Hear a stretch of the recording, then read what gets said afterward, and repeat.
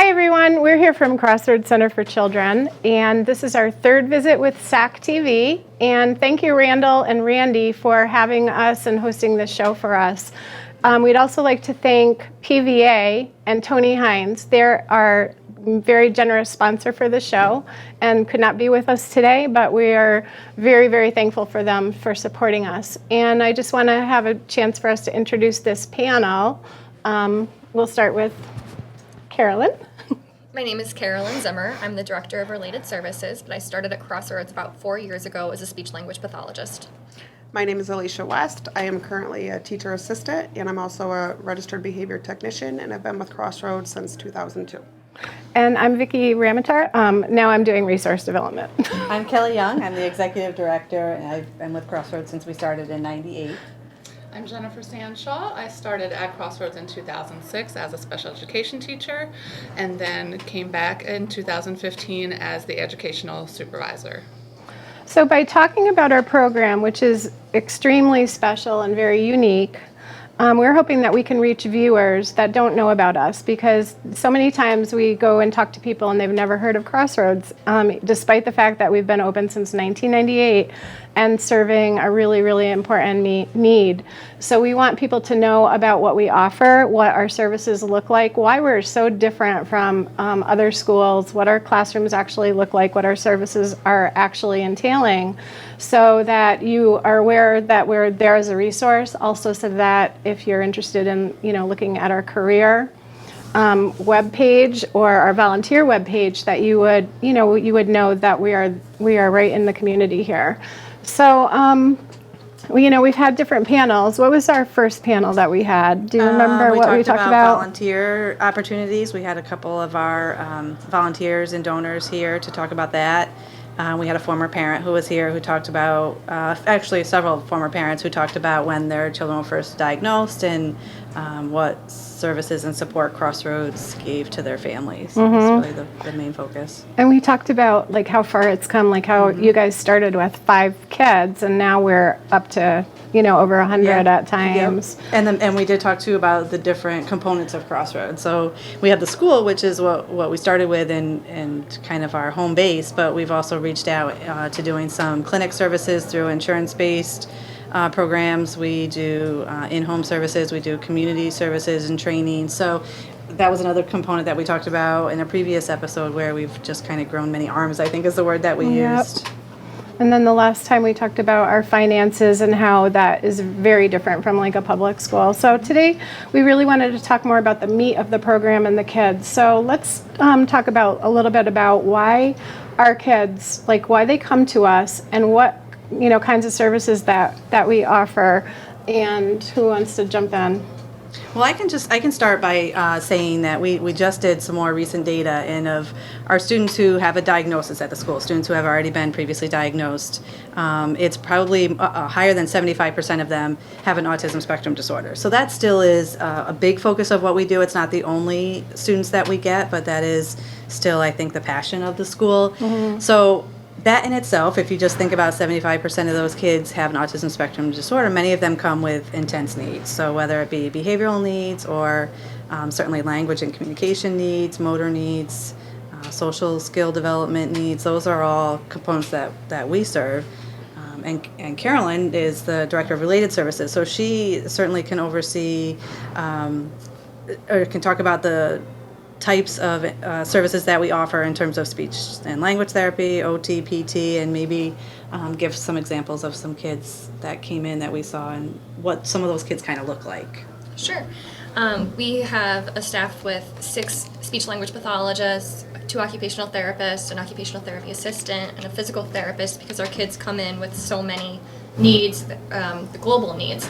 And a lot of our students end up getting speech every single day that they're at school, or an OT multiple times a week, PT multiple times a week. The level of services that they need to really succeed and get them up to their age-appropriate levels is a lot more intense than you would see, I think, in a public school, especially in terms of when we're talking about speech and language development.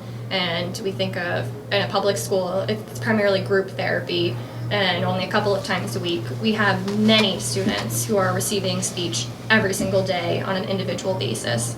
A lot of our little ones come in with absolutely no language and no way to communicate with their families what they want and what they need. Specifically, I remember a student that was with us about 3 years ago now, actually almost 4 years ago. He was completely nonverbal when he came in, had not a single word, and was engaging in head-banging behaviors because he was so frustrated that he couldn't communicate what he wanted from anyone. He had no way to share that. We started using a picture exchange communication system for him, and he progressed rapidly into verbal words, and by the time he left us and went to kindergarten, he was speaking in complete sentences and telling us what he wanted, how he wanted things, bossing around his friends, and it's great to see those personalities come out when they're given the tools that they need to communicate, and they wouldn't have that opportunity if they didn't get the high intensity level of services that we provide. And we're working on those skills, that the speech and language therapists are putting in. We're working on those all day long. So they're getting their speech therapy sessions, but then in the classroom, Alicia and Jen maybe can speak to in the classroom. We're running those same goals, and so they're getting a lot of practice on those high needs. Do you want to talk Yeah, about that? I mean, we definitely touch on any speech or OT and PT goals within the classroom in different settings too. In the gym, I mean, we may be able to tackle some PT goals in a more organic way than something in a PT therapy room. So that way the classroom staff is able to target the same stuff that the therapists are targeting. And it's a very collaborative team. I know that I've worked with a lot of wonderful speech therapists, occupational therapists, physical therapists who are more than willing to show you the different techniques that they're using so that you can carry that over within the classroom. And it just really makes for a more well-rounded curriculum for the students to follow. Yeah. I don't think I've ever seen such a collaboration until I came to Crossroads. I've worked at many different places, but like what Alicia's saying about tackling a PT goal in the gym, well, they're not just even tackling the PT goal and the gym goal, they're also tying in the language and the, okay, well, see if you can, pick that up with your little fingers too. And how do you spell cat at the same time? It's like so woven and integrated, and it's just constantly working on their skills, which is really different from any other situation I've ever seen. It's nice to be the teacher in the classroom and to be able to look across the way and see the speech therapist actually doing a specific technique with the child to help them to identify objects, and then you're able to carry that over then within the classroom. It's really nice to have that staff in the classroom with you. So can you shed some light on what is a technique? Like, what are some techniques that you might use to teach a child either a speech goal or something like that? Like, let's give our viewers some idea of what we're talking about. You want somebody to do something, and how do you go about getting them to do it? Sure. One of the big examples that I can think of is a boy who, when I was teaching, came to us, again, nonverbal, unable to follow the simplest directions. You had to shadow almost his every move, and we were really thankful to be able to have the staffing at the time to kind of give him that. One of the strategies that we used was a wait strategy for him. So we were able to sit with him, give him a direction, and then wait him out until he was able to do it. Something as simple as coming over to sit in a chair was challenging for him. So I remember specifically waiting about 45 minutes one day for him to come over, and really just having that patience to wait for him to be able to get up and do it. The next day, it was only 30 minutes. The next day, it was 15 minutes. And then it became 1 minute. And then it became, he was following directions very easily. And he was able to function within the classroom and follow routines such as hanging up his backpack when he came to school.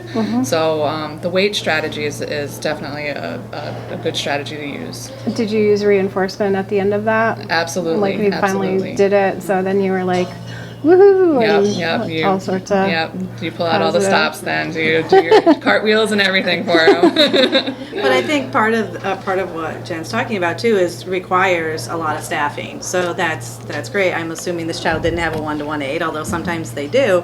But sometimes it requires one person with that child for 45 minutes, which might not be feasible in every classroom. So at Crossroads, we tend to fundraise and use donations and money money to support extra staffing for those situations. So all of our preschool rooms are integrated, which is a great opportunity for our children with special needs to have peer models. But sometimes it takes extra staffing to do that. So that those are in our classrooms. Often you will see more staff than what's on paper on ratio approved for, because we feel like in order to do best teaching and really give the children all those opportunities that you mentioned, that Jen mentioned, takes more staff than what state ed recognizes the classroom to be approved for. If there's anyone that's looking for a position as a special ed teacher or a TA, or we're looking for our other positions as well right now, make sure you go to our career page on our website and see what some of the opportunities are. It's very easy to apply because we're a small school, so resumes are constantly being gone over. So it's a nice setup there, and also for volunteering, because those extra hands. You have a volunteer in your room right now, right? I do. How's that going? She's great. She's Yeah. wonderful. Yeah, she's Given extra hands. yeah, extra hands, and I think she's learning a lot, and maybe potentially an employee someday. Yeah, She's yeah. done really well Yeah. and seems to really like the program, and It's awesome. yeah, she's a great fit. So how about if we talk about some more of those like little techniques and things that people might never have heard of the weight strategy, or we do look at me, that's looking at me, where people have never even heard of that, because a lot of times people, I feel like, and this is just my experience, that people feel like, okay, he has autism, so we're just going to let him, stim or play or things like that, and we're not going to try to make him attend or follow a direction, because that's just the way it is. But you can work through things, right? I think that one of the greatest things we do at Crossroads is individualize our teaching to our students. So especially, and for me right now working in the school age room, I've seen it a lot. We have to get very specific for them and find ways for them to be successful, maybe a little outside of the box of what you think in your typical school setting. And one of the success stories I'm thinking of is one of our students that we got about 3 years ago, who had never sat in a classroom and really participated academically. And he was coming to us at 8 years old, who had never actually sat in a room and been able to do much outside of playing on the computer. And to see him spend 3 years with him and to progress and be able to go to another program when he aged out at Crossroads and to be successful is one of the best things. And we've done that through ABA and through systematic teaching of the skills of participating, and seeing him excited to see teachers and to see peers, things that he wasn't even excited to leave his home. So to see him excited about that kind of stuff is really good. Yeah, definitely. Like you said, our staff is pretty incredible at differentiating our instruction to match each child. It's, each child, no matter what their diagnosis, if they have no diagnosis at all, they all learn differently and need different strategies to help support them. You can't treat any one child exactly like the other. There's no magic formula that will create language in a student or help them follow directions. They all need different supports.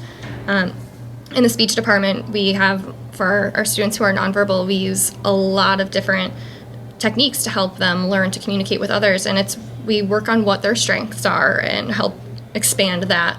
We've had students who excel with the picture exchange communication system, which, for those of you who don't know, it's usually a small binder lined with Velcro and has small pictures that you pick up and hand to someone that you're trying to have an exchange with.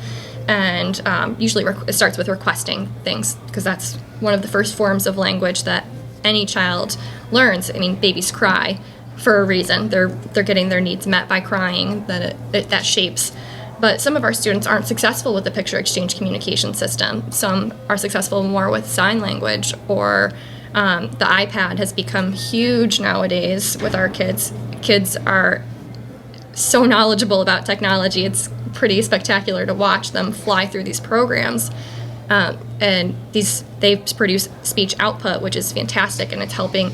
There's a lot of research to show that it increases their ability to verbalize themselves as well, and just differentiating these techniques to see what fits each particular child. And you have to be really flexible and open-minded, because, like Alicia said, it's not always something you would think of. You have to think outside the box. What's the program that I'm thinking of that the kids all use at Crossroads for language development. That app is A lot of our students are using Proloquo to go. It's an expensive program, and we've been fortunate where a lot of our students can bring in their own, because the school districts and counties unfortunately don't typically fund these devices for children, and they're expensive, as most of the population knows nowadays. An iPad is multiple hundreds of dollars depending on what kind of gigabyte level you get, and then the Proloquo to Go app is another several hundred. It's not necessarily affordable for many families, and when your school isn't covering it, when your insurance isn't covering it, if you don't qualify for Medicaid or if they won't cover it, you're at a loss. We've been extremely fortunate where we actually had a private donor one year heard our story about one of our little ones who was not successful with PECS, but we had probed this program with her to see how she would do, and this community member sent us an iPad and sent us an iTunes gift card to buy this app for her, and she has just blossomed extremely. We've gotten them in every classroom from the Doug Flutie Foundation, and we've just sent out another grant request for 4 more that we're hoping to get as well for iPads to have in the classroom, because for speech and language, they're so important, but we're also using them for technology, like you use it for Scholastic. Yep, right? I do my Scholastic lessons right on the iPad. It's interactive. They can do their games on it. And this is a lot of what our students are going to see outside of Crossroads. I mean, technology is everywhere. Exactly. And that's how these children are learning. So it's important that they have a good exposure to all of even those handwriting media. skills and tracing. Our occupational therapists are using apps for tracing letters and fine motor digit isolation and things like that. So if you didn't have an iPad though, like going back old school, what would you used to do for like teaching, say, I don't know, objects, like, identifying objects? What would you just use? We went around the classroom and picked out whatever was there, so a lot of us have children, and we would bring in our extra toys, our baby toys from home or things like that. Yeah. And we still do that. Yeah. We still do that. We're not above that. If we can find an iPad, we can still grab those things. Absolutely. Can you run a trial, or can somebody run a trial like on here? Just pretend with water bottles or something like that. Absolutely. Here, I'll be this. You Want me to run it? Yeah. Sure. What's their goal? The goal is To show me, match. Match. Okay, match. Yeah, we've got a paper, 2 water bottles. This is You're going to get that out of there. You're going to Good job, Alicia. I know. Okay.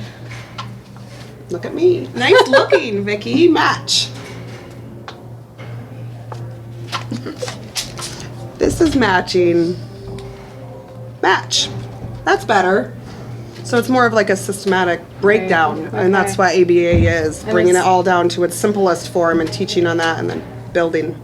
Very repetitive Yes. and structured Lots teaching, of- I think. yeah. I think that's what it is. And we've talked a lot about teaching, which is great. Some students really need that really strict, repetitive, discrete trial training, although it is a misconception that's all ABA is, and that is a component that we use for some students. Some students don't require that level, and we're able to teach in a more generalized setting. And even if we do start there, we always end with a generalized setting. So I think those are components of teaching, but in just thinking about behaviors too, because we have kids come in with all kinds of behaviors. I remember when I was teaching, I had a little guy in my class who, if he didn't get what he wanted, he'd be sitting here talking to you. If he didn't get what he wanted, he would literally throw himself forehead first onto the floor and had a perpetual bruise on his forehead that he just head banged all the time. And we have to teach them how to then communicate what they want and need versus engaging in those behaviors. So just in terms of addressing the behaviors, we do different programs where they can ask for a break, or they can ask for space, or ask for help, which may not be a verbal expression. It might be just hand me a card that says I need a break right now. But those kind of things are really important because their behaviors are telling us something. They're telling us what they can't tell us verbally, so we have to kind of shape that into something more appropriate. And that child in particular has now graduated from high school and gone on and done great things. But that was for him. His behaviors were what were impeding his progress, and we really had to work through that. Before we could really work on a lot of skill development and skill acquisition, we really focused on behavior reduction because that's what was holding him up.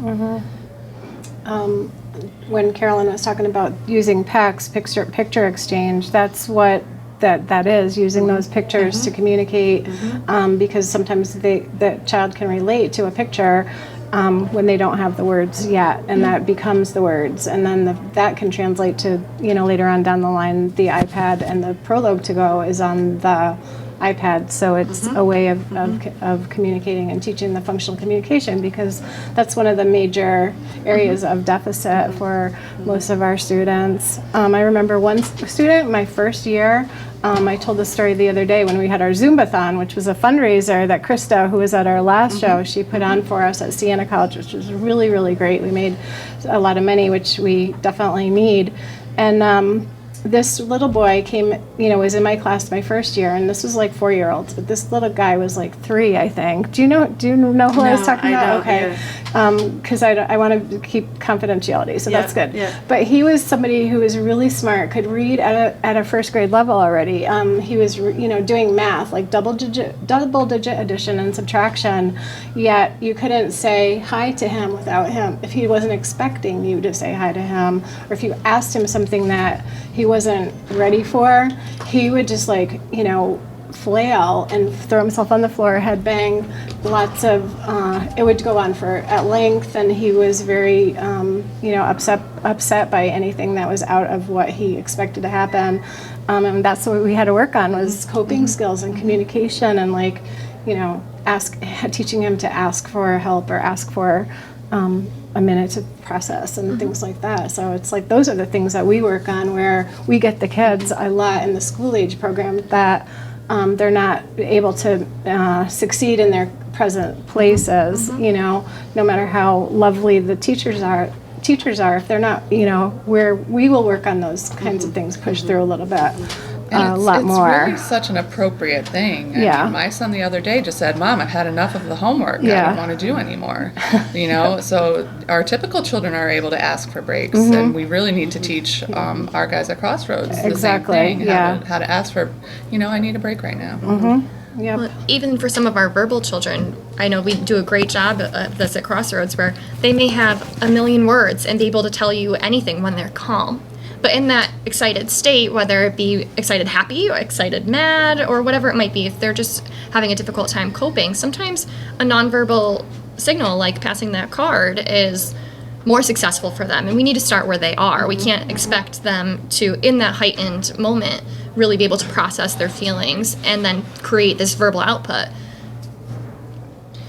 We've got about 5 minutes. Yeah. So we want to talk about maybe why people are still here at Crossroads. And it's not, I say all the time to new hires, it's not an easy job, and none of the staff at school unfortunately make a ton of money, but they're here for different reasons, and maybe we can talk about that a little bit.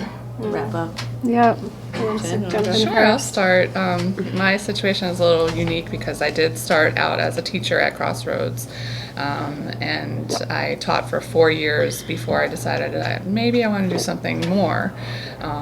I went back to school to get my school building leader certification and was the director of special education at another school, but I never quite found the fit that I did when I was at Crossroads, whether it was with the staff that I worked with, who were so knowledgeable, so helpful, and really became a family to me, a community to me, or working with the children and being able to actually use that data that we take all the time, and to see the progress that they were taking. So that's why I came back, and I'm really excited in my education supervisor role to be training a lot of new staff. I'm going through training right now with 4 great new staff who are starting with us, and it's a really exciting time to be able to help them learn how to work with the kids. I think I answered this question on another episode, so I don't want to take a lot of time. I'll let the other girls speak. But I think for me, it's really rewarding to hear stories of kids. Now we think about how many kids have gone through Crossroads doors, and we probably should come up with that number because it's a lot. But we hear stories now that these kids are in college or are probably even out of college at this point, and the parents still stay in touch with us, or we still get Christmas cards from kids who literally are out of high school now, and their parents still think of us to send us cards with pictures of the kids, and so that's really rewarding. I think it really shows the appreciation that families have for what we've done for them. I stay because I've been at Crossroads for a little bit over 10 years now. I have never seen so much progress anywhere I've ever worked, and I have worked several places before. It just the amount of progress, the data, being able to actually see that they are making progress and not just guessing, and it's not just something that somebody might be feeling that day that they're making progress. It's data driven. It's very sure, it's a very sure thing, and to see kids make those gains and to know that you're making a difference in their lives is just so phenomenal. And also the staff at Crossroads they are so dedicated and caring, and I just could never go back to being anywhere else. I totally love it. Yeah. It's hard for me to even talk about it without getting emotional. About Crossroads. I didn't just cry. Yeah, I was like, oh God. Aren't you really glad? But I tried to leave once and I couldn't, and I probably will never leave. But my love was the children, which was how I started there and seeing their progress. But I stay for the community, I think. I think all of us, once you've worked in the field or specifically at Crossroads and you've seen these students struggle and you've seen the collaborative effort of staff, it's hard not to want to be part of that. And to leave that, I can't even imagine, because it's such a team effort, and it's not just the children work so hard, but we all work so hard together too to just make it work. And we never quit. The team's never quit on a single kid and said we just can't do it. We've tried and extended everything, and so I'll be here forever. That's good to hear. I think there's a common theme here. The progress in the community. Everyone works so hard to really help these kids grow, and when even though the successes are sometimes really small, they're huge to us, and the whole school knows about it. And even if it's one student in one of our 9 classrooms, the whole staff will hear about it. We do this great thing at our briefings on Thursday mornings where the whole staff gets together and we do Crossroads highlights, and we talk about the awesome things that happened that week or the funny things that a particular student said. And I think it really gets everyone on board with these students' progress, and just to see that progress and then have everyone be so invested in it, it's a truly spectacular place to work. It's great. Anything else? I think We're just that time. Okay, well, I just want to thank everybody for being here today, because it isn't the easiest thing for any of us to do. We're not, normally actresses, so this is, it's a step out of our comfort zones for sure. Thank you again to PVA, to Tony. Thank you also to Randall and Randy back there very much for, all your guidance and help with this project. And we're hoping to have 2 more shows if our next sponsors that we've asked come through for us. And if anyone's out there that wants to sponsor a show, just let us know too. Thank you so much.